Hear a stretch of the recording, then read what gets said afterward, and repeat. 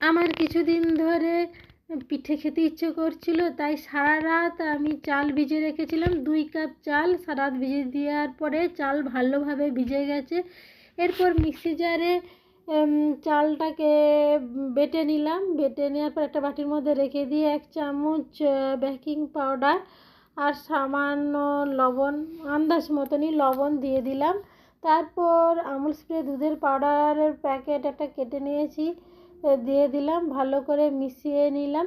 আমার মাঝে মাঝে নতুন ধরনের রেসিপি করেই খেতে ইচ্ছে করে, তাই এটা একটা নতুন ধরনের রেসিপি। আমার মনে হলো এরকম একটা করে খেয়ে দেখি, তাই করেও ফেললাম। তো ব্যাটারটা এভাবে চামচ দিয়ে ভালো করে মাখিয়ে নিলাম। এরকম থকথকে ব্যাটার তৈরি হয়ে যাবে। এরপর পিঠের যে পুরটা করব, ছানা গুড় দিয়ে আমি একটা ছৌ তৈরি করে নিলাম। দারুণ স্মেল আসছিল, আমার তো খুব ভালো লাগে এই ছানা গুড়ের এই যে ছৌটা, দারুণ ইয়ামি হয়েছে খেতে। এরপর আমি একটা ইডলি ওভেন গ্যাসে বসিয়ে দিয়েছি, সামান্য জল দিয়েছি। এরপর বাটি দিয়ে দিলাম, বাটিতে তেল ব্রাশ করে দিলাম।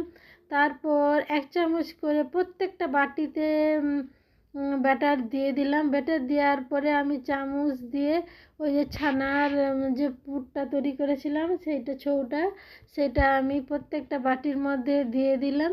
দিয়ে দেওয়ার পর এই ছানাপুরের উপরেই আমি আবার চামচ দিয়ে 1 চামচ করে আমি ব্যাটার দিয়ে দিলাম। পুরোটা বাটিগুলোই পুরো ভর্তি করে দিলাম। এই যে একটা কেক হচ্ছে, এটা উইকিন্সের কেক, লাল কেক। এইটা আমি হাত দিয়ে ভালো করে গুঁড়ো করে নিয়েছিলাম, তারপরে কেকের উপর ছড়িয়ে দিলাম। ছড়িয়ে দেওয়ার কারণ হলো এটা দেখতে আরও আকর্ষণীয় যাতে হয়, সেই জন্যই আমি দিয়েছিলাম, দেখতে ভালো লাগার জন্য। তারপর ঢাকা দিয়ে হাই ফ্লেমে সেদ্ধ করতে দিয়েছিলাম। 10 মিনিট সেদ্ধ করার পর ঢাকনা খুলে বেশ বড় বড় ফুলে উঠেছে। এরপর আমি একটা প্লেটে নামিয়ে নিয়েছি। দেখতে অসাধারণ লাগছে, অবশ্যই বাড়িতে আপনারা ট্রাই করে দেখবেন। খেতে দারুণ টেস্ট হয়েছিল, ইয়ামি হয়েছিল।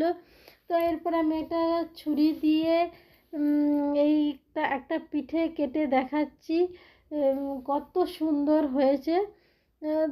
মানে এই যে দেখা যাচ্ছে, দারুণ দেখতে, কালারও খুব সুন্দর এসছে, অসাধারণ খেতে হয়েছিল। তো আমার ভিডিওটা কেমন লাগলো কমেন্ট করে অবশ্যই জানাবেন।